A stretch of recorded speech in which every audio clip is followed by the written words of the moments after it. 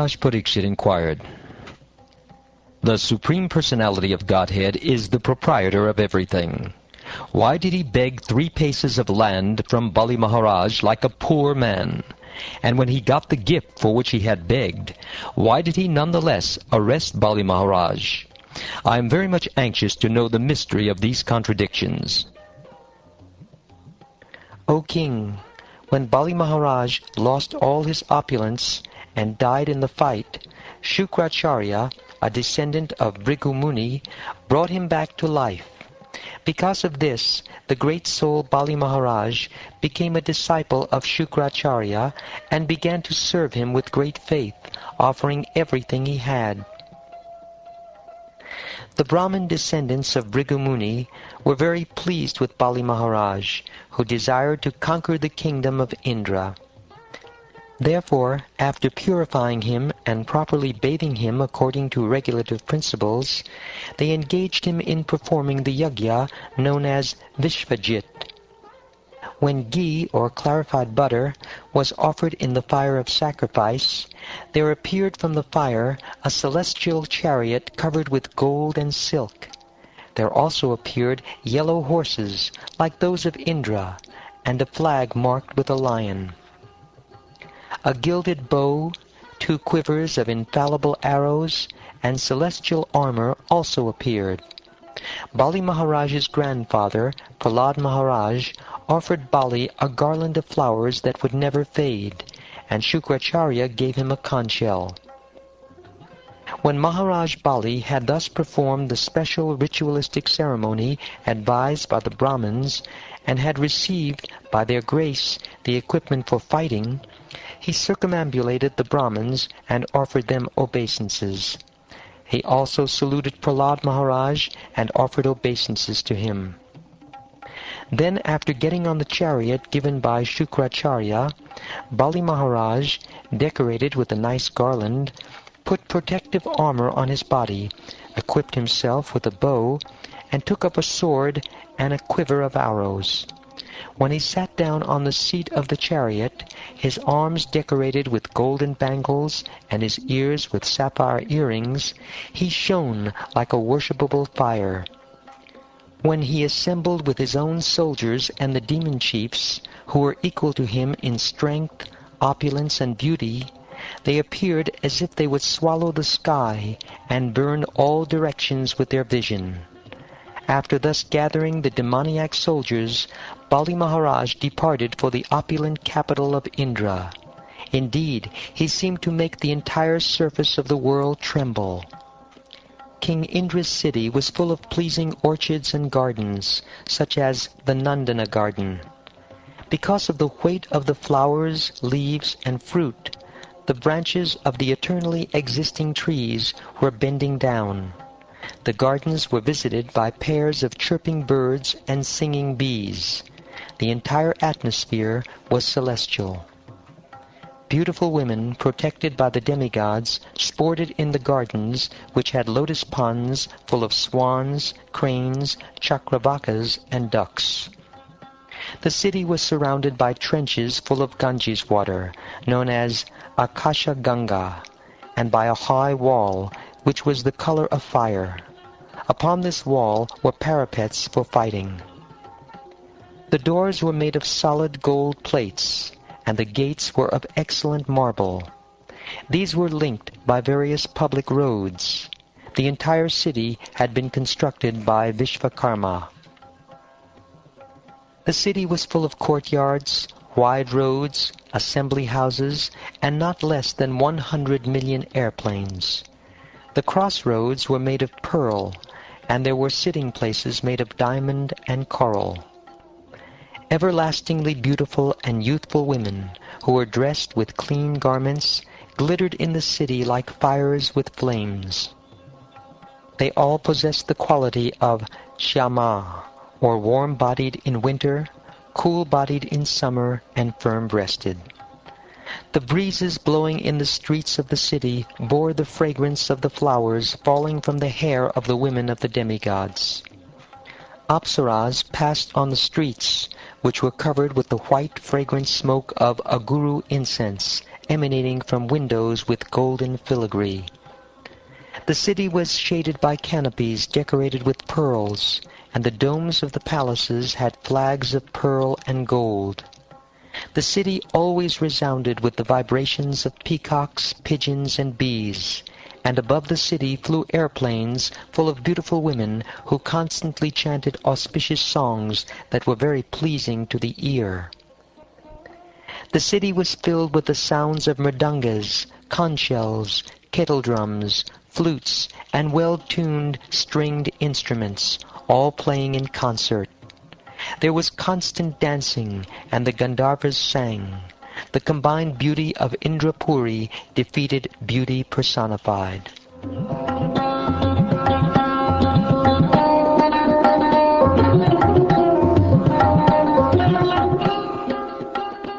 No one who is sinful, envious, violent toward other living entities, cunning, falsely proud, lusty or greedy could enter that city. The people who lived there were all devoid of these faults. Bali Mahārāja, who was the commander of numberless soldiers, gathered his soldiers outside this abode of Indra and attacked it from all directions. He sounded the conch shell given him by his spiritual master, Shukracharya, thus creating a fearful situation for the women protected by Indra.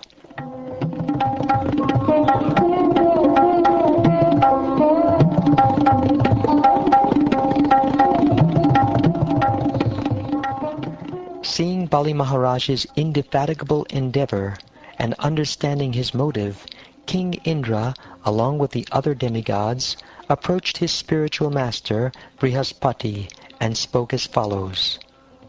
My lord, our old enemy Bali Mahārāja has new enthusiasm, and he has obtained such astonishing power that we think that perhaps we cannot resist his prowess. No one anywhere can counteract this military arrangement of Bali's. It now appears that Bali is trying to drink up the entire universe with his mouth, lick up the 10 directions with his tongue, and raise fire in every direction with his eyes. Indeed, he has arisen like the annihilating fire known as Samvartaka. Kindly inform me, what is the cause for Bali Mahārāja's strength, endeavor, influence, and victory? How has he become so enthusiastic? O Indra, I know the cause for your enemies becoming so powerful. The Brahmin descendants of Bhrigu Muni, being pleased by Bali Mahārāja, their disciple, endowed him with such extraordinary power. Neither you nor your men can conquer the most powerful Bali. Indeed, no one but the Supreme Personality of Godhead can conquer him, for he is now equipped with the supreme spiritual power, or Brahma Tejas. As no one can stand before Yamaraj, no one can now stand before Bali Mahārāja. Therefore, waiting until the situation of your enemies is reversed, you should all leave this heavenly planet and go elsewhere where you will not be seen. Bali Mahārāja has now become extremely powerful because of the benedictions given him by the Brahmins. But when he later insults the Brahmins, he will be vanquished along with his friends and assistants.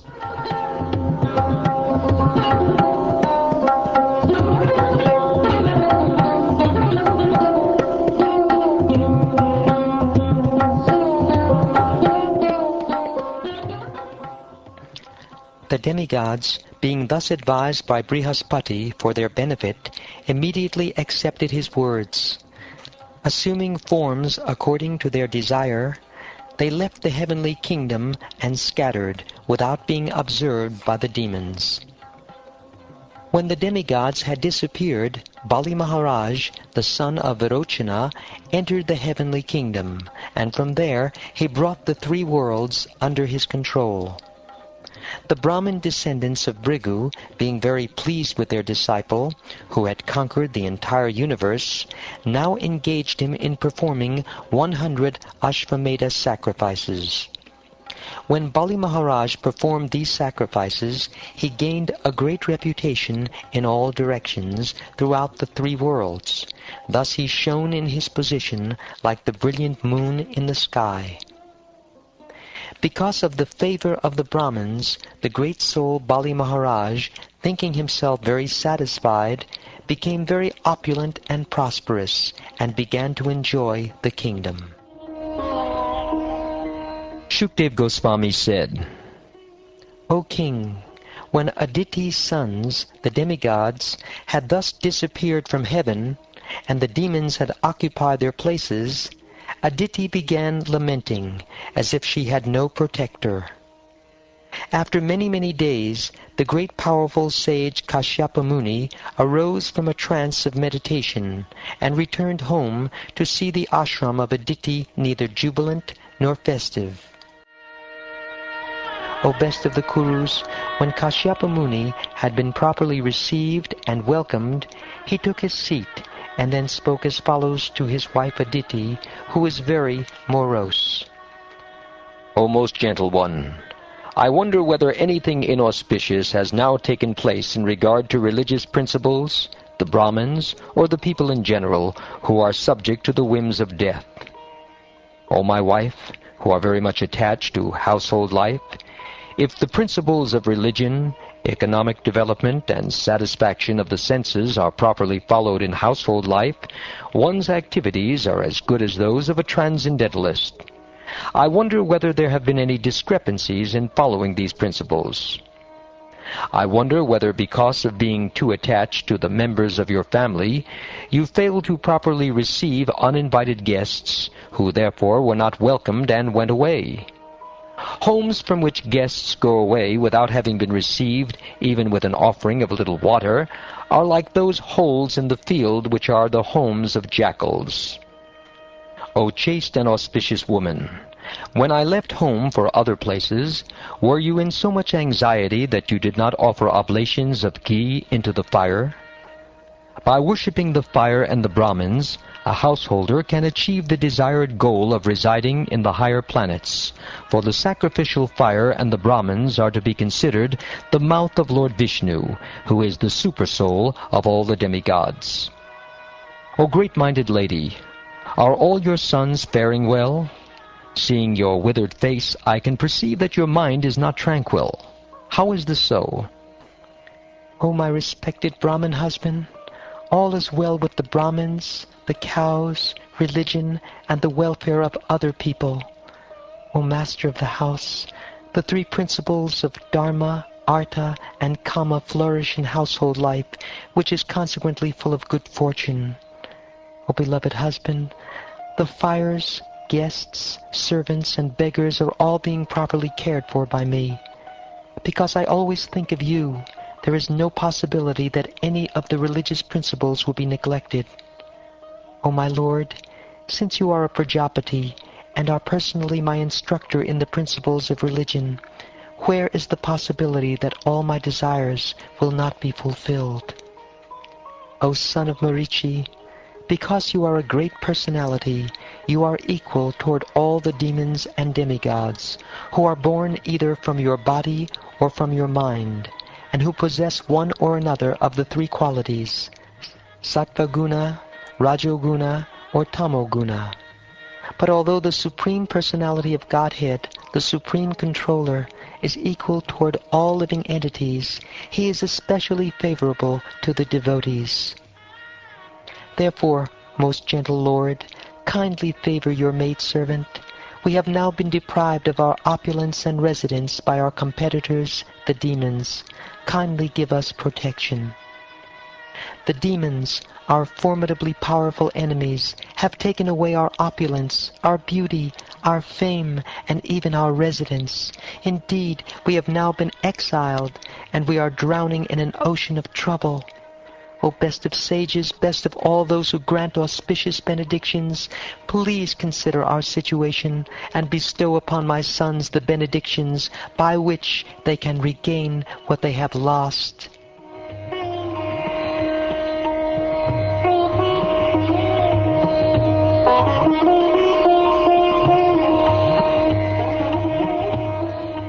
When Kashyapa Muni was thus requested by Aditi, he slightly smiled and said, Alas, How powerful is the illusory energy of Lord Vishnu, by which the entire world is bound by affection for children. What is this material body made of 5 elements? It is different from the spirit soul. Indeed, the spirit soul is completely different from the material elements from which the body is made. But because of bodily attachment, one is regarded as a husband or a son. These illusory relationships are caused by misunderstanding. My dear Aditi, engage in devotional service to the Supreme Personality of Godhead, who is the master of everything, who can subdue everyone's enemies, and who sits within everyone's heart. Only that Supreme Person, Krishna or Vasudeva, can bestow all auspicious benedictions upon everyone, for he is the spiritual master of the universe. The Supreme Personality of Godhead, who is very merciful to the poor, will fulfill all of your desires, for devotional service unto him is infallible. Any method other than devotional service is useless. That is my opinion.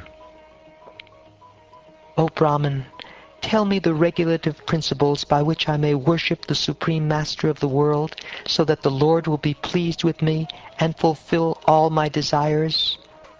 O best of the Brahmins, kindly instruct me in the perfect method of worshipping the Supreme Personality of Godhead in devotional service, by which the Lord may very soon be pleased with me and save me, along with my sons, from this most dangerous condition. When I desired offspring, I placed inquiries before Lord Brahma, who is born from a lotus flower.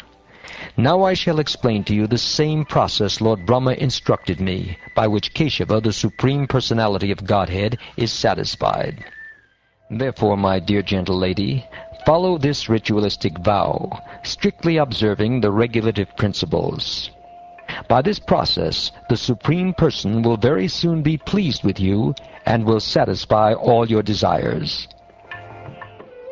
Shukdev Goswami said, O king, after Aditi was thus advised by her husband, Kashyapa Muni, she strictly followed his instructions without laziness, and in this way performed the Payovrata ritualistic ceremony. With full, undiverted attention, Aditi thought of the Supreme Personality of Godhead, and in this way brought under full control her mind and senses, which resembled forceful horses. She concentrated her mind upon the Supreme Lord, Vasudeva. Thus she performed the ritualistic ceremony known as Payovrata. My dear king, the original Supreme Personality of Godhead, dressed in yellow garments and bearing a conch shell, disc, club, and lotus in his 4 hands, then appeared before Aditi. When the Supreme Personality of Godhead became visible to Aditi's eyes, Aditi was so overwhelmed by transcendental bliss that she at once stood up and then fell to the ground like a rod to offer the Lord her respectful obeisances. Aditi stood silently with folded hands, unable to offer prayers to the Lord. Because of transcendental bliss, tears filled her eyes, and the hairs on her body stood on end. Because she could see the Supreme Personality of Godhead face to face, she felt ecstasy, and her body trembled. O Mahārāja Parīkṣit, the demigoddess Aditi then began offering her prayers to the Supreme Personality of Godhead in a faltering voice and with great love. She appeared as though drinking through her eyes the Supreme Lord, who is the husband of the Goddess of Fortune, the enjoyer of all sacrificial ceremonies, and the Master and Lord of the entire universe. The Goddess Aditi said, O Master and enjoyer of all sacrificial ceremonies, O infallible and most famous person, whose name, when chanted, spreads all good fortune, O original Supreme Personality of Godhead, Supreme Controller, shelter of all holy places, you are the shelter of all poor, suffering, living entities, and you have appeared to diminish their suffering. please be kind to us and spread our good fortune. My Lord, you are the all-pervading universal form, the fully independent creator, maintainer, and destroyer of this universe. Although you engage your energy in matter, you are always situated in your original form and never fall from that position, for your knowledge is infallible and always suitable to any situation. You are never bewildered by illusion. O my Lord, let me offer my respectful obeisances unto you. O Unlimited One, if your Lordship is satisfied, one can very easily obtain a lifetime as long as that of Lord Brahma, a body either in the upper, lower, or middle planetary systems, unlimited material opulence, religion, economic development and satisfaction of the senses, full transcendental knowledge, and the 8 yogic perfections, what to speak of such petty achievements as conquering one's rivals.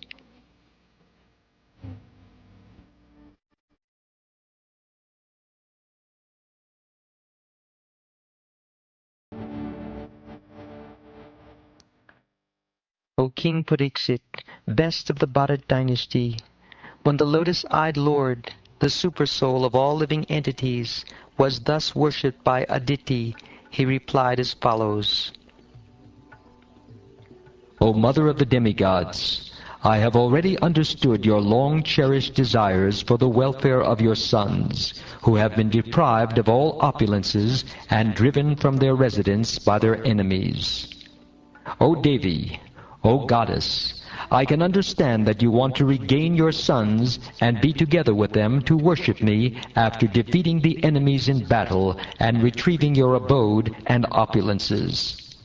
You want to see the wives of the demons lamenting for the death of their husbands, when those demons, the enemies of your sons, are killed in battle by the demigods, of whom Indra is the chief.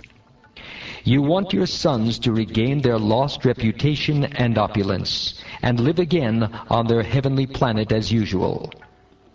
O Mother of the demigods, in my opinion, almost all the chiefs of the demons are now unconquerable, for they are being protected by Brahmins, whom the Supreme Lord always favors.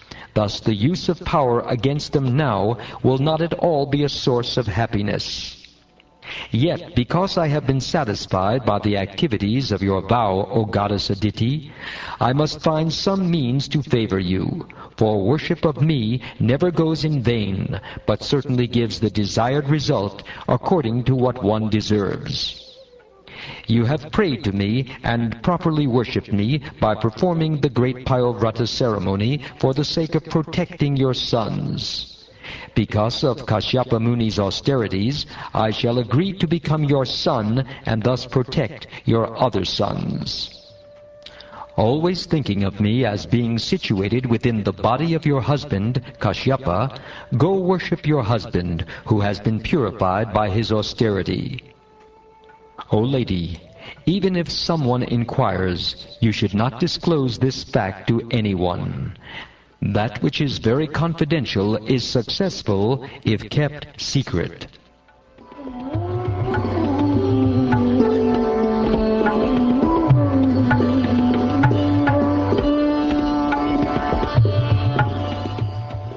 After speaking in this way, the Supreme Personality of Godhead disappeared from that very spot. Aditi, having received the extremely valuable benediction that the Lord would appear as her son, considered herself very successful, and with great devotion she approached her husband. Being situated in a meditational trance, Kashyapa Muni, whose vision is never mistaken, could see that a plenary portion of the Supreme Personality of Godhead had entered within him.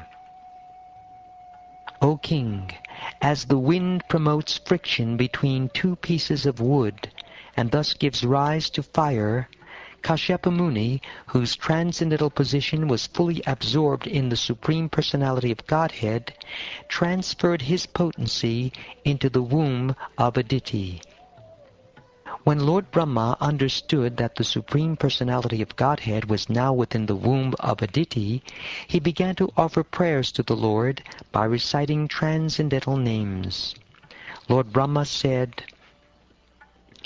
O Supreme Personality of Godhead, all glories unto you, who are glorified by all and whose activities are all uncommon. I offer my respectful obeisances unto you, O Lord of the Transcendentalists, controller of the three modes of nature. I offer my respectful obeisances unto you again and again. I offer my respectful obeisances unto you, the all-pervading Lord Vishnu, who have entered the cores of the hearts of all living entities. All the three worlds reside within your navel, yet you are above the three worlds. Formerly you appeared as the son of Prishni. To you, the Supreme Creator, who are understood only through Vedic knowledge, I offer my respectful obeisances. O my Lord, you are the beginning, the manifestation, and the ultimate dissolution of the three worlds, and you are celebrated in the Vedas as the reservoir of unlimited potencies, the Supreme Person.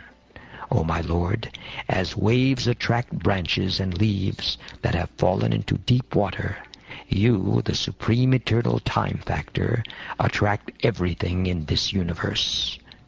My Lord, you are the original generator of all living entities, stationary or moving, and you are also the generator of the Prajapatis. O my Lord, as a boat is the only hope for a person drowning in the water, you are the only shelter for the demigods, who are now bereft of their heavenly position. Shukdev Goswami said, After Lord Brahma had thus spoken, glorifying the Supreme Lord's activities and prowess, the Supreme Personality of Godhead, who is never subject to death like an ordinary living being, appeared from the womb of Aditi. His 4 hands were decorated with a conch shell, club, lotus, and disc. He was dressed in yellow garments, and his eyes appeared like the petals of a blooming lotus. The body of the Supreme Personality of Godhead, blackish in complexion, was free from all inebrieties. His lotus face, decorated with earrings resembling sharks, appeared very beautiful, and on his bosom was the mark of Srivatsa. He wore bangles on his wrists, armlets on his arms, a helmet on his head, a belt on his waist, a sacred thread across his chest, and ankle bells decorating his lotus feet. An uncommonly beautiful garland of flowers decorated his bosom, and because the flowers were extremely fragrant, a large group of bees, making their natural humming sounds, invaded them for honey. When the Lord appeared, wearing the Kaustubha gem on his neck, his effulgence vanquished the darkness in the home of the Prajapati Kashyapa. At that time there was happiness in all directions, in the reservoirs of water like the rivers and oceans, and in the core of everyone's heart. The various seasons displayed their respective qualities, and all living entities in the upper planetary system, in outer space, and on the surface of the earth were jubilant. The demigods, the cows, the Brahmins, and the hills and mountains were all filled with joy. On the day of Shravana-Dvadashi, the 12th day of the bright fortnight in the month of Bhadra, or August-September, when the moon came into the lunar mansion Shravana, at the auspicious moment of Abhijit, the Lord appeared in this universe. Considering the Lord's appearance very auspicious, all the stars and planets, from the sun to Saturn, were munificently charitable. O King, when the Lord appeared on Dvadashi, the 12th day of the moon, the sun was at the meridian, as every learned scholar knows. This Dvadashi is called Vijaya. Conch shells, kettle drums, panavas, and anakas vibrated in concert. The sound of these and various other instruments was tumultuous.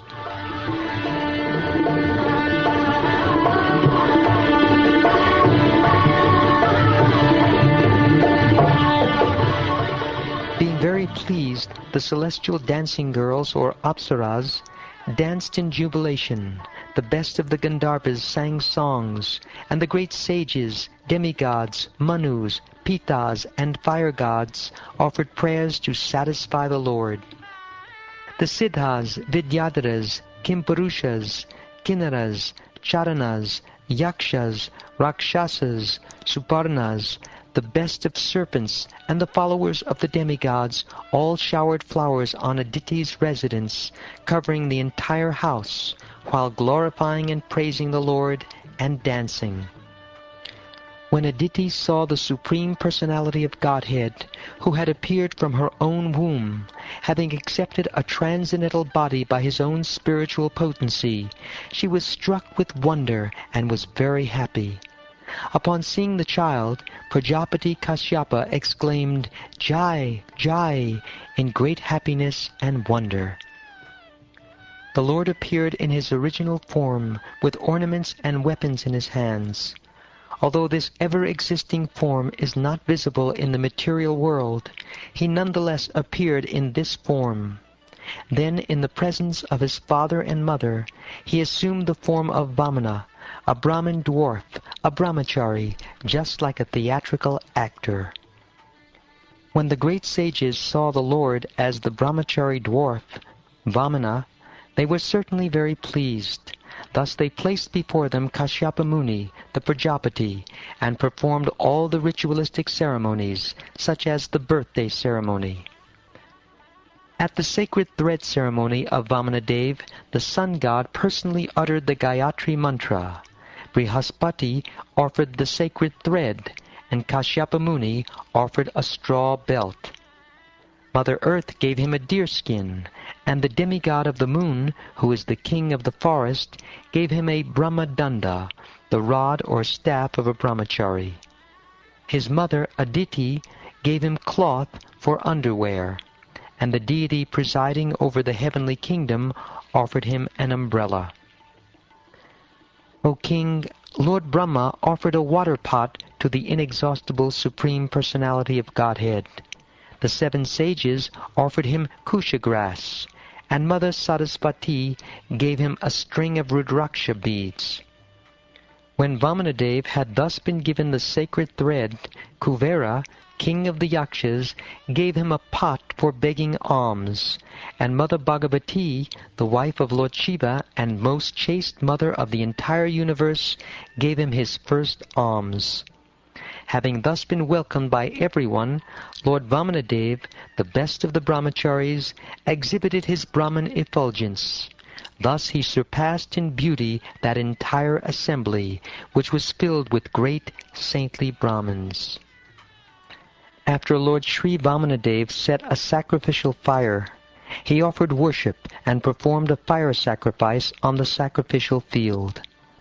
When the Lord heard that Bali Mahārāja was performing Ashvamedha or horse sacrifices under the patronage of Brahmins belonging to the Bhrigu dynasty, the Supreme Lord, who is full in every respect, proceeded there to show his mercy to Bali Mahārāja. By his weight he pushed down the earth with every step. While engaged in performing the sacrifice in the field known as Bhrigu Kacha, on the northern bank of the Narmada river, the Brahminical priests, the descendants of Bhrigu, saw Vamanadeva to be like the sun rising nearby. O king, because of Vamanadeva's bright effulgence, the priests, along with Bali Mahārāja and all the members of the assembly, were robbed of their splendor. Thus they began to ask one another whether the sun god himself, Sanat Kumara, or the fire god, had personally come to see the sacrificial ceremony.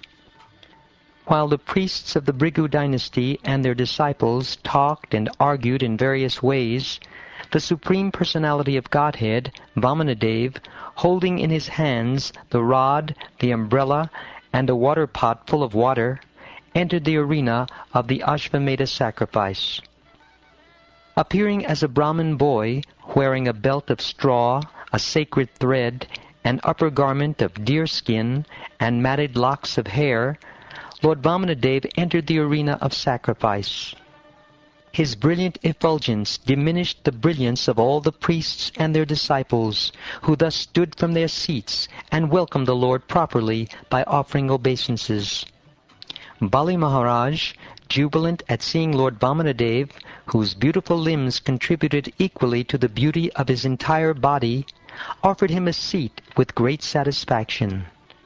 Thus offering a proper reception to the Supreme Personality of Godhead, who is always beautiful to the liberated souls, Bali Mahārāja worshipped him by washing his lotus feet. Lord Shiva, the best of demigods, who carries on his forehead the emblem of the moon, receives on his head with great devotion the Ganges water emanating from the toe of Lord Vishnu. Being aware of religious principles, Bali Mahārāja knew this. Consequently, following in the footsteps of Lord Shiva, he also placed on his head the water that had washed the Lord's lotus feet. Bali Mahārāja then said to Lord Vāmanadeva, "O Brahman, I offer you my hearty welcome and my respectful obeisances. Please let us know what we may do for you. We think of you as the personified austerity of the great Brahmin sages. O my Lord, because you have kindly arrived at our home, all my forefathers are satisfied. Our family and entire dynasty have been sanctified, and the sacrifice we are performing is now complete because of your presence. O son of a Brahmin, today the fire of sacrifice is ablaze according to the injunction of the Shastra, and I have been freed from all the sinful reactions of my life by the water that has washed your lotus feet. O my Lord, by the touch of your small lotus feet, the entire surface of the world has been sanctified. O son of a Brahmin, it appears that you have come here to ask me for something. Therefore, whatever you want, you may take from me. O best of those who are worshipable, you may take from me a cow, gold, a furnished house, palatable food and drink, the daughter of a Brahmin for your wife, prosperous villages, horses, elephants, chariots, or whatever you desire." Shukdev Goswami continued, When the Supreme Personality of Godhead, Vāmanadeva, heard Bali Mahārāja speaking in this pleasing way, he was very satisfied, for Bali Mahārāja had spoken in terms of religious principles. Thus the Lord began to praise him. The Supreme Personality of Godhead said, "O King, you are indeed exalted because your present advisors are the Brahmins who are descendants of Bhrigu, and because your instructor for your future life is your grandfather, the peaceful and venerable Prahlāda Mahārāja. Your statements are very true, and they completely agree with religious etiquette. They are in keeping with the behavior of your family, and they enhance your reputation. I know that even until now, no one taking birth in your family has been poor-minded or miserly. No one has refused to give charity to Brahmins, nor after promising to give charity has anyone failed to fulfill his promise. O King Bali, never in your dynasty has the low-minded king been born, who, upon being requested, has refused charity to Brahmins in holy places, or a fight to Kshatriyas on a battlefield. And your dynasty is even more glorious due to the presence of Prahlāda Mahārāja, who is like the beautiful moon in the sky. It was in your dynasty that Hiranyaksha was born. Carrying only his own club, he wandered the globe alone, without assistance, to conquer all directions, and no hero he met could rival him. When delivering the earth from the Garbhodak sea, Lord Vishnu, in his incarnation as a boar, killed Hiranyaksha, who had appeared before him. The fight was severe, and the Lord killed Hiranyaksha with great difficulty. Later, as the Lord thought about the uncommon prowess of Hiranyaksha, he felt himself victorious indeed. When Hiranyakashipu heard the news of his brothers being killed, with great anger he went to the residence of Vishnu, the killer of his brother, wanting to kill Lord Vishnu. Seeing Hiranyakashipu coming forward, bearing a trident in his hand like personified death, Lord Vishnu, the best of all mystics and the knower of the progress of time, thought as follows: "Wheresoever I go, Hiranyakashipu will follow me, as death follows all living entities. Therefore, it is better for me to enter the core of his heart, for then, because of his power to see only externally, he will not see me."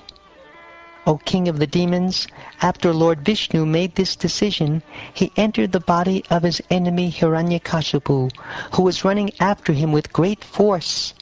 In a subtle body inconceivable to Hiranyakashipu, Lord Vishnu, who was in great anxiety, entered Hiranyakashipu's nostril along with his breath. Upon seeing that the residence of Lord Vishnu was vacant, Hiranyakashipu began searching for Lord Vishnu everywhere. Angry at not seeing him, Hiranyakashipu screamed loudly and searched the entire universe, including the surface of the earth, the higher planetary systems, all directions, and all the caves and oceans. But Hiranyakashipu, the greatest hero, did not see Vishnu anywhere. Unable to see him, Hiranyakashipu said, "I have searched the entire universe, but I could not find Vishnu, who has killed my brother. Therefore, he must certainly have gone to that place from which no one returns. In other words, he must now be dead." Hiranyakashipu's anger against Lord Vishnu persisted until his death. Other people in the bodily concept of life maintain anger only because of false ego and the great influence of ignorance. Your father, Virochana, the son of Mahārāja Prahlād, was very affectionate toward Brahmins. Although he knew very well that it was the demigods who had come to him in the dress of Brahmins, at their request he delivered to them the duration of his life. You also have observed the principles followed by great personalities who are householder Brahmins, by your forefathers, and by great heroes who are extremely famous for their exalted activities. O King of the Daityas, from your majesty, who come from such a noble family and who are able to give charity munificently, I ask only 3 paces of land to the measurement of my steps. O King, controller of the entire universe, although you are very munificent and are able to give me as much land as I want, I do not want anything from you that is unnecessary. If a learned Brahmin takes charity from others only according to his needs, he does not become entangled in sinful activities. O son of a Brahmin, your instructions are as good as those of learned and elderly persons. Nonetheless, you are a boy, and your intelligence is insufficient. Thus you are not very prudent in regard to your self-interest. I am able to give you an entire island because I am the proprietor of the 3 divisions of the universe. You have come to take something from me and have pleased me by your sweet words, but you are asking only 3 paces of land. Therefore you are not very intelligent. O small boy, one who approaches me to beg something should not have to ask anything more anywhere. Therefore, if you wish, you may ask for me as much land as will suffice to maintain you according to your needs. O my dear King, even the entirety of whatever there may be within the 3 worlds to satisfy one's senses cannot satisfy a person whose senses are uncontrolled. If I were not satisfied with 3 paces of land, then surely I would not be satisfied even with possessing one of the 7 islands consisting of 9 varshas. Even if I possessed 1 island, I would hope to get others. We have heard that although powerful kings like Mahārāja Prithu and Mahārāja Gaya achieved proprietorship over the 7 dvipas, they could not achieve satisfaction or find the end of their ambitions. One should be satisfied with whatever he achieves by his previous destiny, for discontent can never bring happiness. A person who is not self-controlled will not be happy, even with possessing the 3 worlds. Material existence causes discontent in regard to fulfilling one's lusty desires and achieving more and more money. This is the cause for the continuation of material life, which is full of repeated birth and death. But one who is satisfied by that which is obtained by destiny is fit for liberation from this material existence. A Brahmin who is satisfied with whatever is providentially obtained is increasingly enlightened with spiritual power, but the spiritual potency of a dissatisfied Brahmin decreases as fire diminishes in potency when water is sprinkled upon it. Therefore, O King, from you, the best of those who give charity, I ask only 3 paces of land. By such a gift I shall be very pleased, for the way of happiness is to be fully satisfied to receive that which is absolutely needed.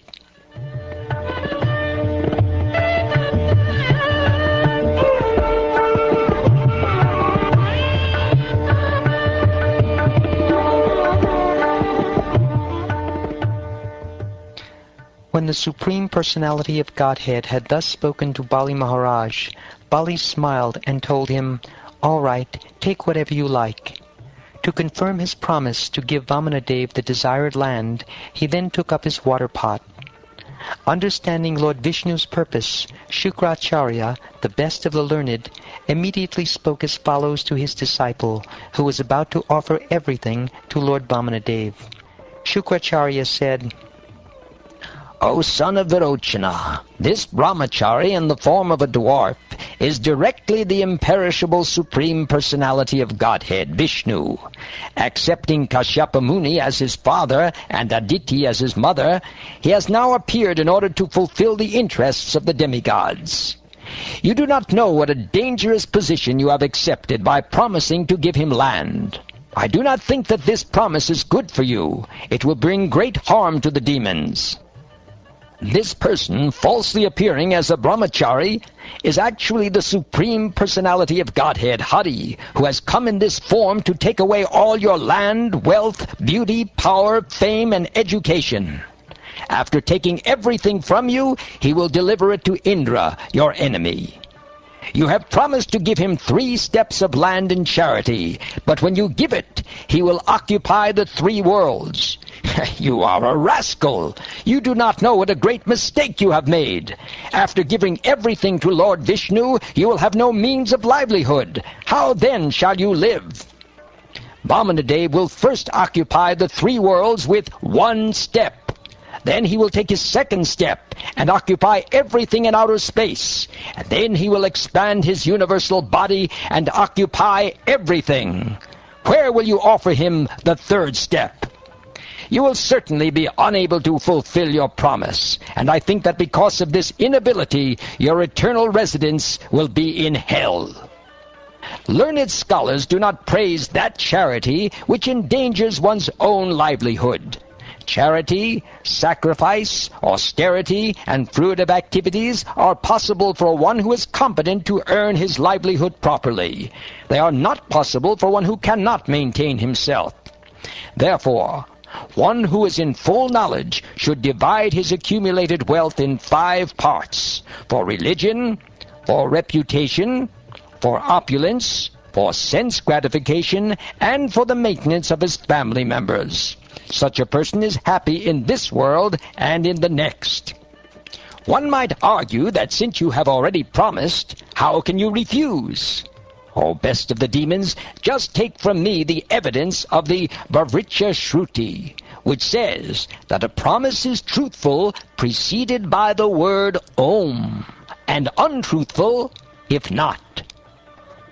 The Vedas enjoin that the factual result of the tree of the body is the good fruits and flowers derived from it.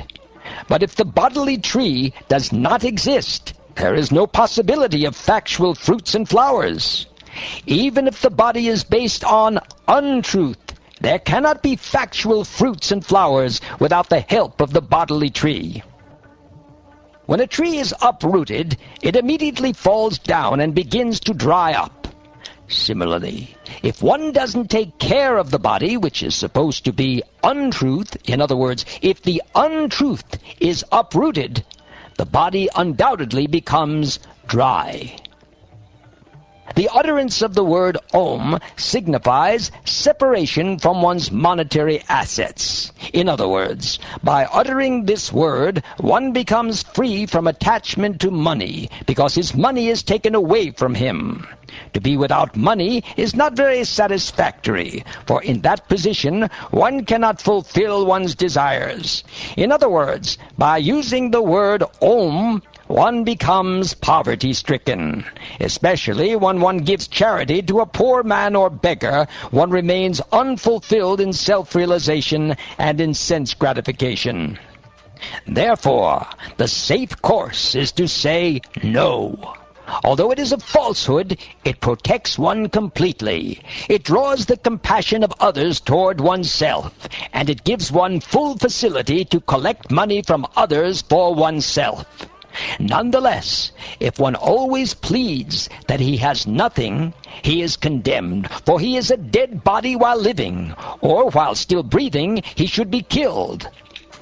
In flattering a woman to bring her under control, in joking, in a marriage ceremony, in earning one's livelihood, when one's life is in danger, in protecting cows and Brahminical culture, or in protecting a person from an enemy's hand, falsity is never condemned. Sri Shukdev Goswami said, O King Parīkṣit, when Bali Maharaj was thus advised by his spiritual master, Shukracharya, his family priest, he remained silent for some time, and then, after full deliberation, he replied to his spiritual master as follows. As you have already stated, the principle of religion that does not hinder one's economic development, sense gratification, fame, and means of livelihood is the real occupational duty of the householder. I also think that this religious principle is correct. I am the grandson of Mahārāja Parīkṣit. How can I withdraw my promise because of greed for money when I have already said that I shall give this land? How can I behave like an ordinary cheater, especially toward a Brahmin? There is nothing more sinful than untruthfulness. Because of this, Mother Earth once said, I can bear any heavy thing except a person who is a liar. I do not fear hell, poverty, an ocean of distress, fall down from my position, or even death itself, as much as I fear cheating a Brahmin. My Lord, you can also see that all the material opulences of this world are certainly separated from their possessor at death. Therefore, if the Brahmin Vāmanadeva is not satisfied by whatever gifts one has given, why not please him with the riches one is destined to lose at death? The Dichi, Shibi, and many other personalities were willing to sacrifice even their lives for the benefit of the people in general. This is the evidence of history. So why not give up this insignificant land? What is the serious consideration against it? O best of the Brahmins, certainly the great demoniac kings, who were never reluctant to fight, enjoyed this world, but in due course of time, everything they had was taken away, except their reputation, by which they continued to exist. In other words, one should try to achieve a good reputation instead of anything else. O best of the Brahmins, many men have laid down their lives on the battlefield, being unafraid of fighting, but rarely has one gotten the chance to give his accumulated wealth faithfully to a saintly person who creates holy places. By giving charity, a benevolent and merciful person undoubtedly becomes even more auspicious, especially when he gives charity to a person like your good self. Under the circumstances, I must give this little brahmachari whatever charity he wants from me. O great sage, great saintly persons like you, being completely aware of the Vedic principles for performing ritualistic ceremonies and yagyas, worship Lord Vishnu in all circumstances. Therefore, whether that same Lord Vishnu has come here to give me all benedictions, or to punish me as an enemy, I must carry out his order and give him the requested tract of land without hesitation. Although he is Vishnu himself, out of fear he has covered himself in the form of a Brahmin to come to me begging. Under the circumstances, because he has assumed the form of a Brahmin, even if he irreligiously arrests me, or even kills me, I shall not retaliate, although he is my enemy. If this Brahmin really is Lord Vishnu, who is worshipped by Vedic hymns, he would never give up his widespread reputation. Either he would lie down having been killed by me, or he would kill me in a fight.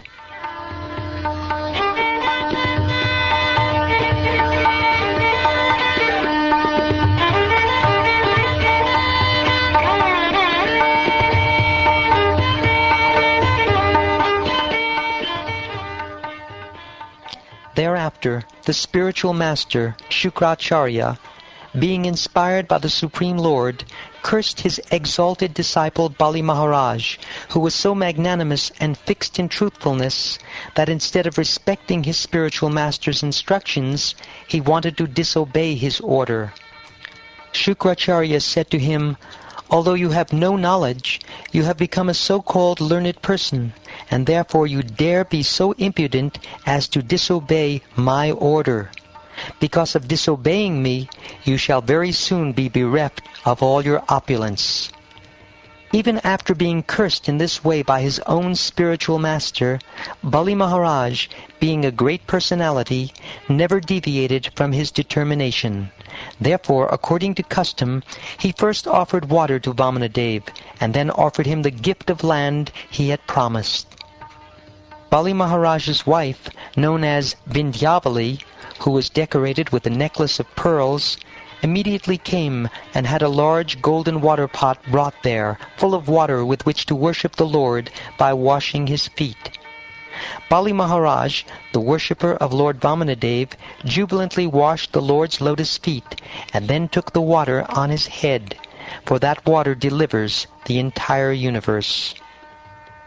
At that time, the residents of the higher planetary system, namely the demigods, the Gandharvas, the Vidyadharas, the Siddhas, and the Charanas, all being very pleased by Bali Mahārāja's simple, non-duplicitous act, praised his qualities and showered upon him millions of flowers. The Gandharvas, the Kimpurushas, and the Kinnaras sounded thousands and thousands of kettle drums and trumpets again and again, and they sang in great jubilation, declaring how exalted a person is Bali Mahārāja, and what a difficult task he has performed. Even though he knew that Lord Vishnu was on the side of his enemies, he nonetheless gave the Lord the entire three worlds in charity. The unlimited Supreme Personality of Godhead, who had assumed the form of Vamana, then began increasing in size, acting in terms of the material energy, until everything in the universe was within his body, including the earth, the planetary systems, the sky, the directions, the various holes in the universe, the seas, the oceans, the birds, beasts, human beings, the demigods, and the great saintly persons.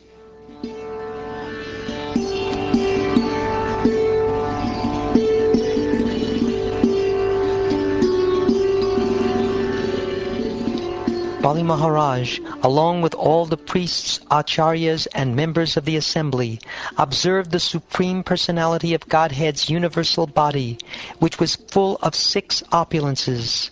That body contained everything within the universe, including all the gross material elements, the senses, the sense objects, the mind, intelligence, and false ego, the various kinds of living entities, and the actions and reactions of the 3 modes of material nature.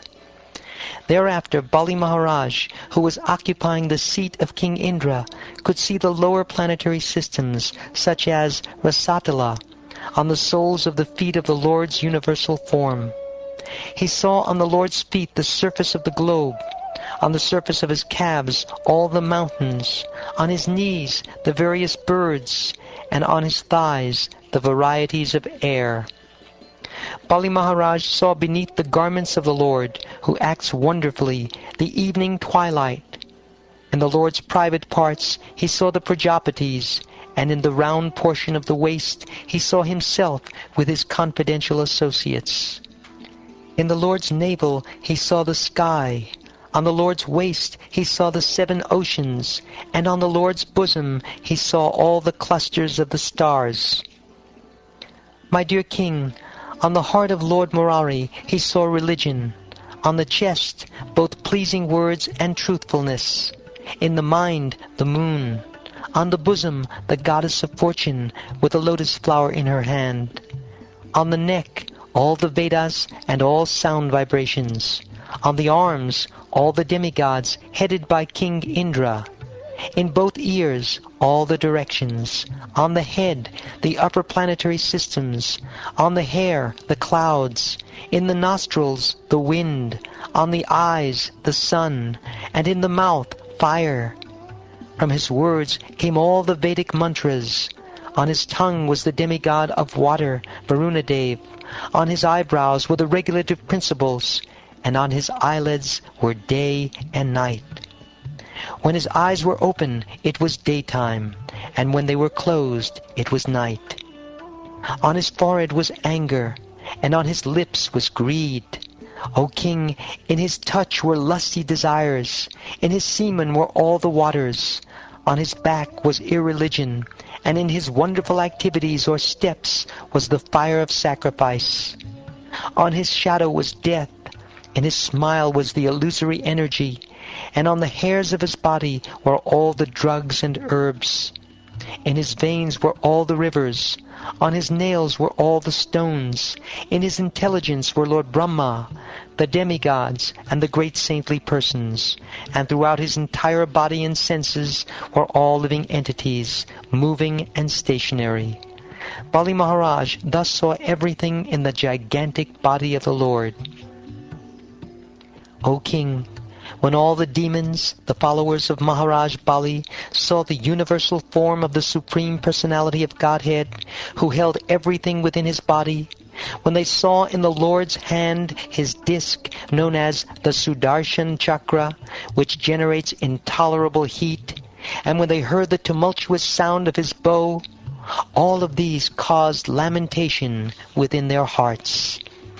The Lord's conch shell, named Panchajanya, which made sounds like that of a cloud, the very forceful club, named Kamodaki, the sword named Vidyadhara, with a shield decorated with hundreds of moon-like spots, and also Akshaya Sayaka, the best of quivers, all of these appeared together to offer prayers to the Lord. These associates, headed by Sunanda and other chief associates, and accompanied by all the predominating deities of the various planets, offered prayers to the Lord, who wore a brilliant helmet, bracelets, and glittering earrings that resembled fish. On the Lord's bosom were the lock of hair called Srivatsa, and the transcendental jewel named Kaustuba. He wore a yellow garment covered by a belt, and he was decorated by a flower garland surrounded by bees. Manifesting himself in this way, O king, the Supreme Personality of Godhead, whose activities are wonderful, covered the entire surface of the earth with one footstep, the sky with his body, and all directions with his arms. As the Lord took his second step, he covered the heavenly planets, and not even a spot remained for the third step, for the Lord's foot extended higher and higher, beyond Mahaloka, Janaloka, Tapoloka, and even Satyaloka. Shukdev Goswami continued. When Lord Brahma, who was born of a lotus flower, saw that the effulgence of his residence, Brahmaloka, had been reduced by the glaring effulgence from the toenails of Lord Vāmanadeva, he approached the Supreme Personality of Godhead. Lord Brahma was accompanied by all the great sages headed by Marichi, and by yogis like Sanandana, but in the presence of that glaring effulgence, O king, even Lord Brahma and his associates seemed insignificant. Among the great personalities who came to worship the lotus feet of the Lord were those who had attained perfection in self-control and regulative principles, as well as experts in logic, history, general education, and the Vedic literature known as kalpa, dealing with old historical incidents. Others were experts in the Vedic corollaries, like Brahma Samhita, all the other knowledge of the Vedas, such as the Sama, Yajur, Rig, and Atharva, and also the supplementary Vedic knowledge, such as Ayurveda, Dhanurveda, etc. Others were those who had been freed of the reactions to fruitive activities by transcendental knowledge, awakened by practice of yoga. And still others were those who had attained residence in Brahmaloka, not by ordinary karma, but by advanced Vedic knowledge. After devotedly worshipping the upraised lotus feet of the Supreme Lord with oblations of water, Lord Brahma, who was born of the lotus emanating from Lord Vishnu's navel, offered prayers to the Lord. O king, the water from Lord Brahma's Kamandalu washed the lotus feet of Lord Vāmanadeva, who is known as Urukrama, the wonderful actor. Thus that water became so pure that it was transformed into the water of the Ganges, which went flowing down from the sky, purifying the three worlds like the pure fame of the Supreme Personality of Godhead. Lord Brahma and all the predominating deities of the various planetary systems began to worship Lord Vāmanadeva, their Supreme Master, who had reduced himself from his all-pervading form to his original form. They collected all the ingredients and paraphernalia for this worship.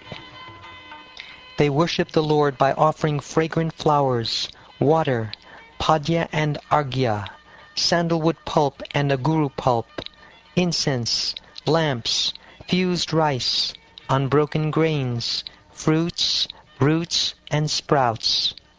While so doing, they offered prayers indicating the glorious activities of the Lord and shouted, Jai, Jai. They also danced, played instruments, sang, sounded conch shells, and beat kettle drums, in this way worshipping the Lord.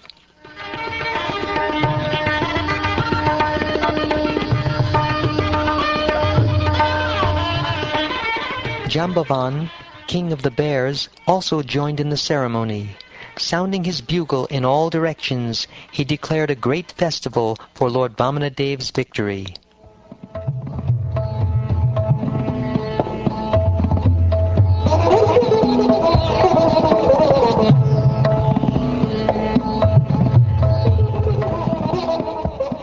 When the demoniac followers of Mahārāja Bali saw that their master, who had been determined in performing sacrifice, had lost all his possessions to Vamanadeva, who had taken them away on the plea of begging 3 paces of land, they were very angry and spoke as follows.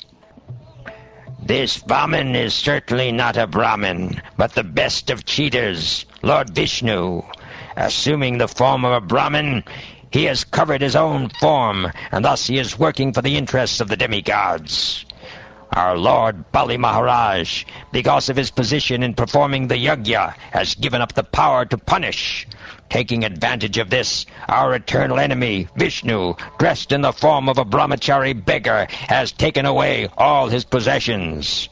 Our Lord Bali Maharaj is always fixed in truthfulness, and this is especially so at present, since he has been initiated into performing a sacrifice.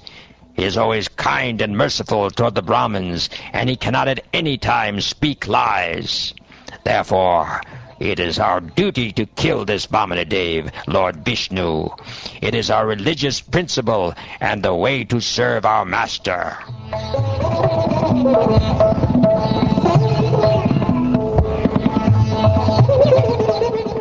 After making this decision, the demoniac followers of Mahārāja Bali took up their various weapons with a view to killing Vāmanadeva. O king, the demons, aggravated by their usual anger, took their lances and tridents in hand, and against the will of Bali Mahārāja, they pushed forward to kill Lord Vāmanadeva. O king, when the associates of Lord Vishnu saw the soldiers of the demons coming forward in violence, they smiled. Taking up their weapons, they forbade the demons to continue their attempt. Nanda, Sunanda, Jaya, Vijaya, Prabala, Bala, Kumuda, Kumudaksha, Vivaksena, Patatrirat, or Garuda, Jayanta, Shrutadev, Pushpadanta, and Satvata were all associates of Lord Vishnu. They were as powerful as 10,000 elephants, and now they began killing the soldiers of the demons.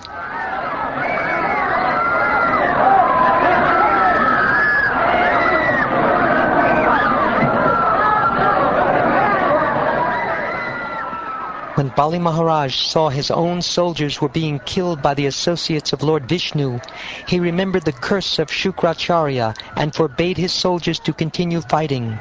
He said, O Viprachiti, O Rahu, O Nemi, please hear my words. Don't fight. Stop immediately, for the present time is not in our favor.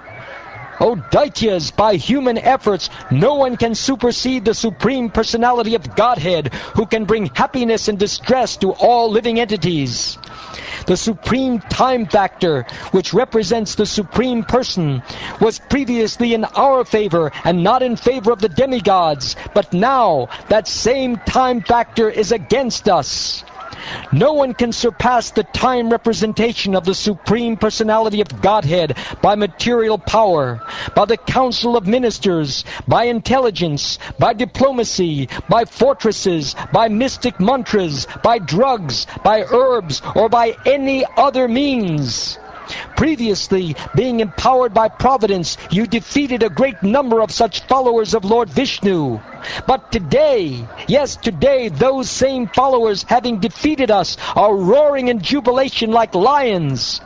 Unless providence is in our favor, we shall not be able to gain victory.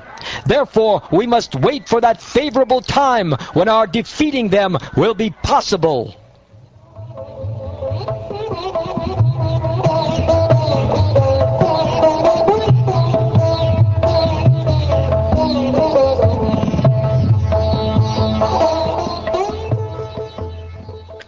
O king, in accordance with the order of their master, Bali Mahārāja, all the chiefs of the demons and the Daityas entered the lower regions of the universe, to which they were driven by the soldiers of Vishnu. Thereafter, on the day of Somapana, after the sacrifice was finished, Garuda, king of the birds, understanding the desire of his master, arrested Bali Mahārāja with the ropes of Varuna. When Bali Mahārāja was thus arrested by Lord Vishnu, who is the most powerful, there was a great roar of lamentation in all directions throughout the upper and lower planetary systems of the universe. O king, the Supreme Personality of Godhead, Vāmanadeva, then spoke to Bali Mahārāja, the most liberal and celebrated personality, whom he had arrested with the ropes of Varuna.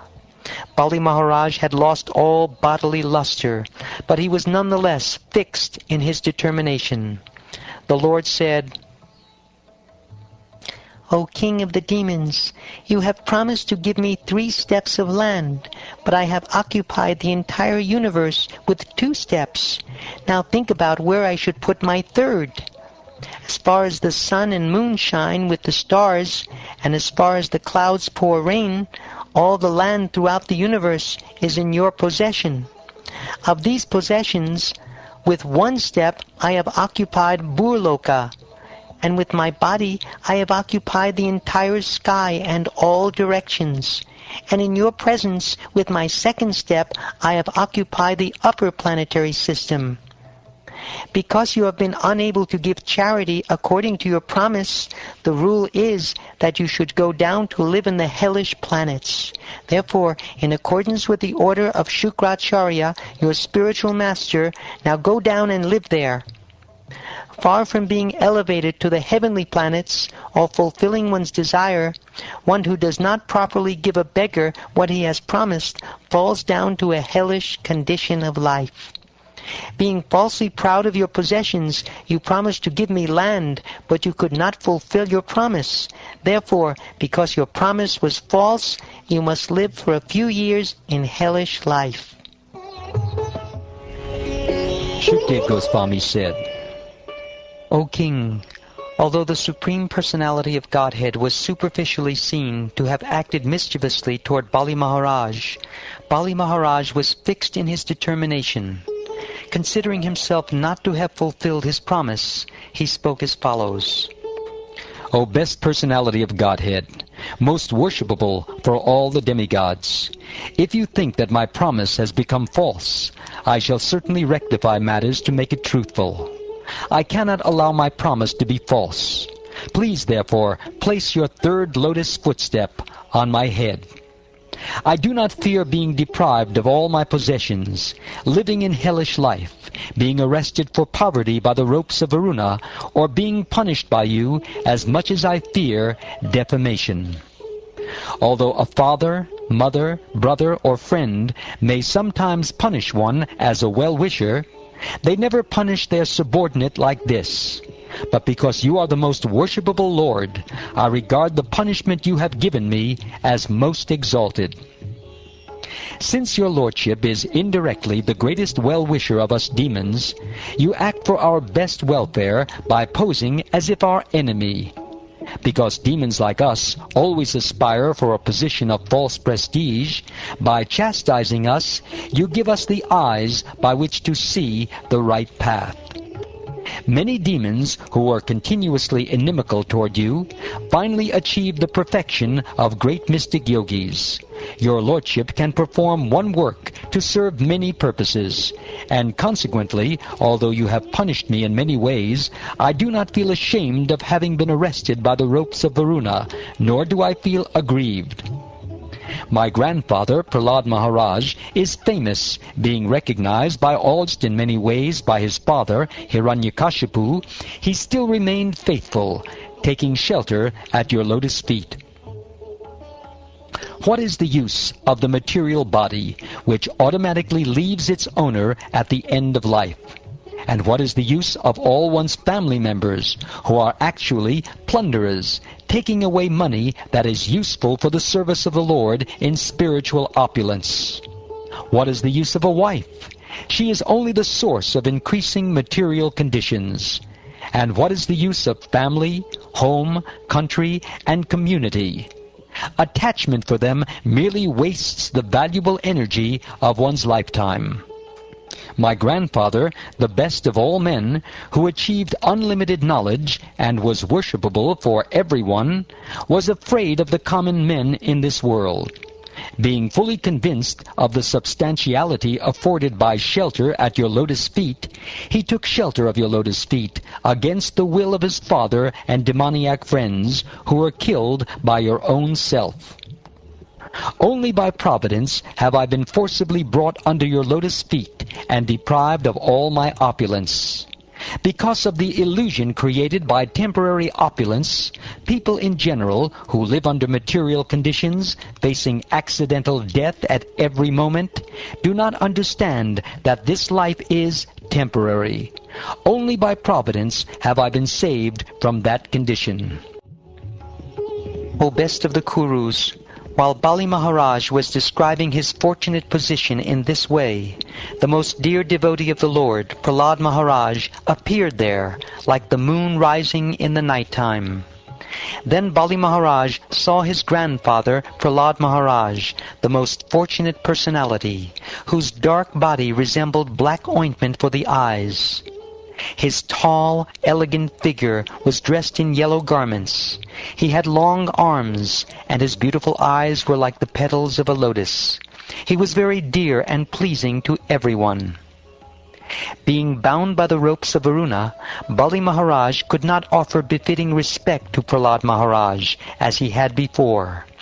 Rather, he simply offered respectful obeisances with his head, his eyes being inundated with tears, and his face lowered in shame.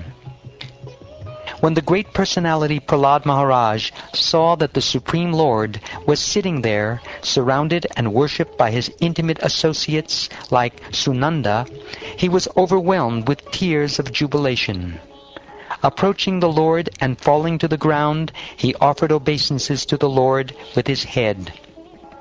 Prahlāda Mahārāja said, "My Lord, it is your lordship who gave this Bali the very great opulence of the post of heavenly king, and now today it is you who have taken it all away. I think you have acted with equal beauty in both ways. Because his exalted position as king of heaven was putting him in the darkness of ignorance, you have done him a very merciful favor by taking away all his opulence." Material opulence is so bewildering that it makes even a learned, self-controlled man forget to search for the goal of self-realization. But the Supreme Personality of Godhead, Narayan, the Lord of the universe, can see everything by his will. Therefore I offer my respectful obeisances unto him.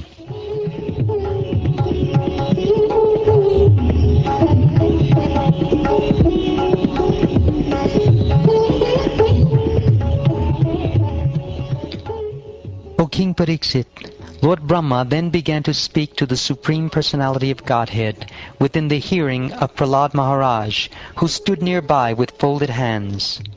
But Bali Mahārāja's chaste wife, afraid and aggrieved at seeing her husband arrested, immediately offered obeisances to Lord Vāmanadeva. She folded her hands and spoke as follows. Srimati Vindhyavali said, "O my Lord, you have created the entire universe for the enjoyment of your personal pastimes, but foolish, unintelligent men have claimed proprietorship for material enjoyment. Certainly they are shameless agnostics. Falsely claiming proprietorship, they think they can give charity and enjoy. In such a condition, what good can they do for you, who are the independent creator, maintainer, and annihilator of this universe?" Then Lord Brahma said, "O well-wisher and master of all living entities, O worshipable deity of all the demigods, O all-pervading personality of Godhead, now this man has been sufficiently punished, for you have taken everything. Now you can release him. He does not deserve to be punished more. Bali Mahārāja had already offered everything to your lordship. Without hesitation, he has offered his land, the planets, and whatever else he earned by his pious activities, including even his own body. By offering even water, newly grown grass, or flower buds at your lotus feet, those who maintain no mental duplicity can achieve the most exalted position within the spiritual world. This Bali Mahārāja, without duplicity, has now offered everything in the three worlds. How then can he deserve to suffer from arrest?" The Supreme Personality of Godhead said, "My dear Lord Brahma, because of material opulence, a foolish person becomes dull-witted and mad. Thus he has no respect for anyone within the three worlds and defies even my authority. To such a person I show special favor by first taking away all his possessions. While rotating in the cycle of birth and death again and again in different species because of his own fruitive activities, the dependent living entity, by good fortune, may happen to become a human being. This human birth is very rarely obtained.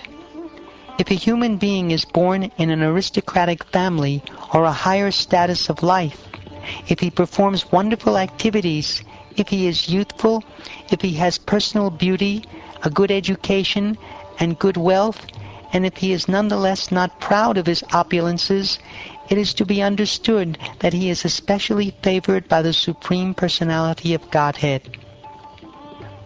Although aristocratic birth and other such opulences are impediments to advancement in devotional service, Because they are causes of false prestige and pride, these opulences never disturb a pure devotee of the Supreme Personality of Godhead. Bali Maharaj has become the most famous among the demons and non-believers, for in spite of being bereft of all material opulences, he is fixed in his devotional service. Although bereft of his riches, fallen from his original position, defeated and arrested by his enemies, rebuked and deserted by his relatives and friends, although suffering the pain of being bound, and although rebuked and cursed by his spiritual master, Bali Maharaj, being fixed in his vow, did not give up his truthfulness. It was certainly with pretension that I spoke about religious principles, but he did not give up religious principles, for he is true to his word. Because of his great tolerance, I have given him a place not obtainable even by the demigods. He will become king of the heavenly planets during the period of the Manu known as Sarani. Until Bali Maharaj achieves the position of king of heaven, he shall live on the planet Sutala, which was made by Vishvakarma according to my order. Because it is especially protected by me, it is free from mental and bodily miseries, fatigue, dizziness, defeat, and all other disturbances. Bali Maharaj, you may now go live there peacefully. O Bali Maharaj, you may go to the planet Sutala, which is desired even by the demigods. Live there peacefully, surrounded by your friends and relatives. All good fortune unto you. On the planet Sutala, not even the predominating deities of other planets, what to speak of ordinary people, will be able to conquer you. As far as the demons are concerned, if they transgress your rule, my disc will kill them. O great hero, I shall always be with you and give you protection in all respects, along with your associates and paraphernalia. Moreover, you will always be able to see me there. Because there you will see my supreme prowess, your materialistic ideas and anxieties that have arisen from your association with the demons and Danavas will immediately be vanquished. Shukdev Goswami said, When the Supreme, Ancient, Eternal Personality of Godhead had thus spoken to Bali Maharaj, who is universally accepted as a pure devotee of the Lord, and therefore a great soul, Bali Maharaj, his eyes filled with tears, his hands folded, and his voice faltering in devotional ecstasy, responded as follows. Bali Maharaj said, What a wonderful effect there is in even attempting to offer respectful obeisances to you. I merely endeavored to offer you obeisances, but nonetheless, the attempt was as successful as those of pure devotees. The causeless mercy you have shown to me, a fallen demon, was never achieved even by the demigods or the leaders of the various planets.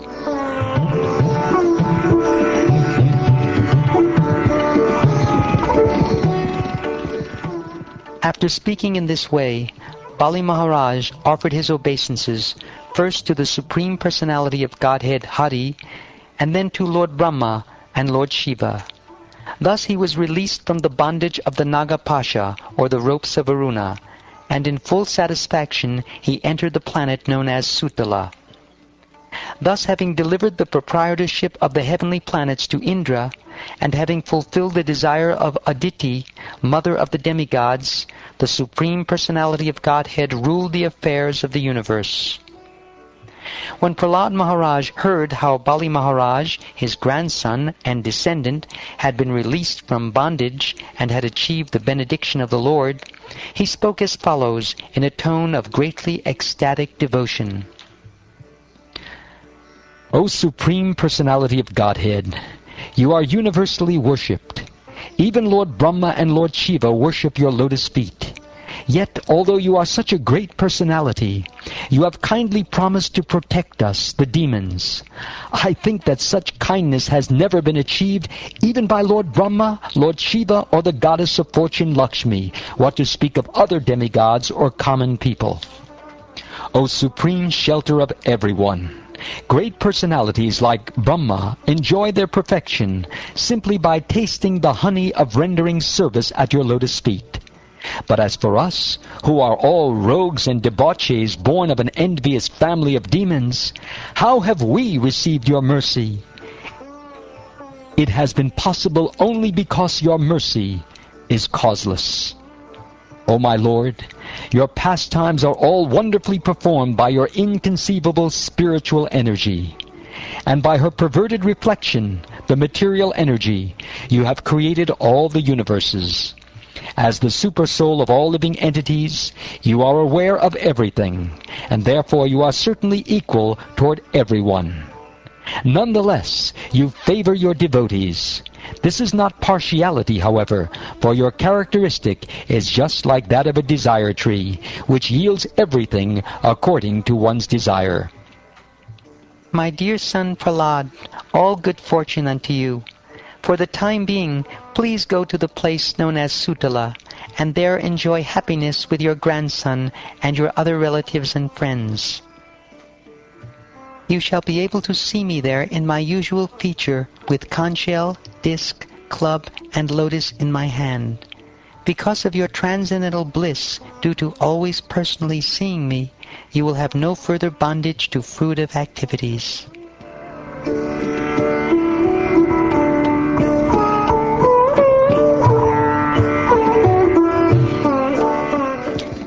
Accompanied by Bali Maharaj, my dear King Parīkṣit, Prahlad Maharaj, the master of all the chiefs of the demons, took the Supreme Lord's order on his head with folded hands.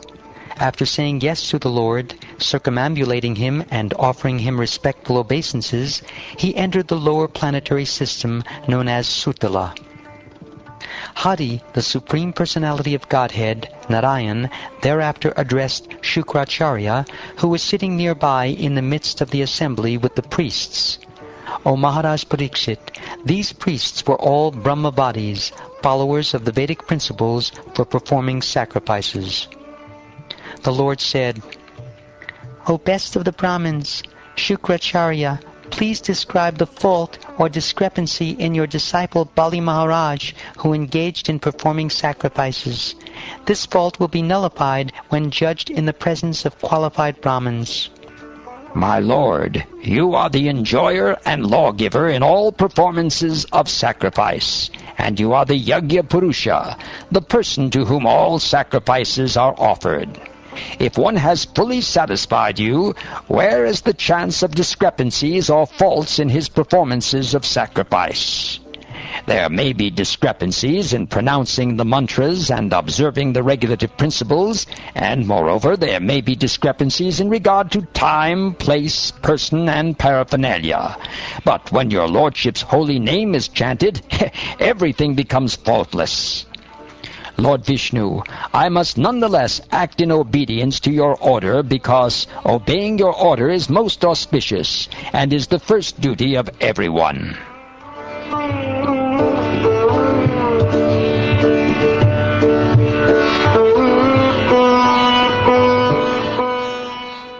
In this way, the most powerful Shukracharya accepted the order of the Supreme Personality of Godhead with full respect.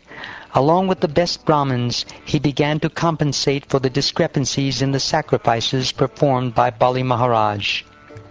O King Parīkṣit, thus having taken all the land of Bali Maharaj by begging, the Supreme Personality of Godhead, Lord Vāmanadeva, delivered to his brother Indra all the land taken away by Indra's enemy. Lord Brahma, the master of King Daksha and all other Prajapatis, accompanied by all the demigods, the great saintly persons, the inhabitants of Pitraloka, the Manus, the Munis, and such leaders as Daksha, Bhrigu, and Angira, as well as Kartikeya and Lord Shiva, accepted Lord Vāmanadeva as the protector of everyone. He did this for the pleasure of Kashyapa Muni and his wife Aditi, and for the welfare of all the inhabitants of the universe, including their various leaders. O King Parīkṣit, Indra was considered the king of all the universe, but the demigods, headed by Lord Brahma, wanted Upendra, Lord Vāmanadeva, as the protector of the Vedas, the principles of religion, fame, opulence, auspiciousness, vows, elevation to the higher planetary system, and liberation. Thus they accepted Upendra, Lord Vāmanadeva, as the supreme master of everything. This decision made all living entities extremely happy. Thereafter, along with all the leaders of the heavenly planets, Indra, the king of heaven, placed Lord Vāmanadeva before him and, with the approval of Lord Brahma, brought him to the heavenly planet in a celestial airplane. Indra, king of heaven, being protected by the arms of Vāmanadeva, the Supreme Personality of Godhead, thus regained his rule of the three worlds and was reinstated in his own position, supremely opulent, fearless, and fully satisfied. Lord Brahma, Lord Shiva, Lord Kartikeya, the great sage Bhrigu, other saintly persons, the inhabitants of Pitraloka, and all other living entities present, including the inhabitants of Siddhaloka and living entities who travel in outer space by airplane, all glorified the uncommon activities of Lord Vāmanadeva. O King, while chanting about and glorifying the Lord, they returned to their respective heavenly planets. They also praised the position of Aditi.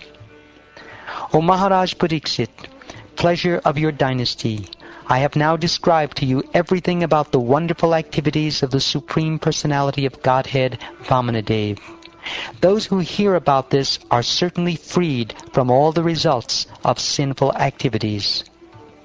One who is subject to death cannot measure the glories of the Supreme Personality of Godhead, Trivikram, Lord Vishnu, any more than he can count the number of atoms on the entire planet Earth. No one, whether born already or destined to take birth, is able to do this. This has been sung by the great sage Vasishta. If one hears about the uncommon activities of the Supreme Personality of Godhead in his various incarnations, he is certainly elevated to the higher planetary system, or even brought back home, back to Godhead. Whenever the activities of Vāmanadeva are described in the course of a ritualistic ceremony, whether the ceremony be performed to please the demigods, to please one's forefathers in Pitraloka, or to celebrate a social event like a marriage, that ceremony should be understood to be extremely auspicious.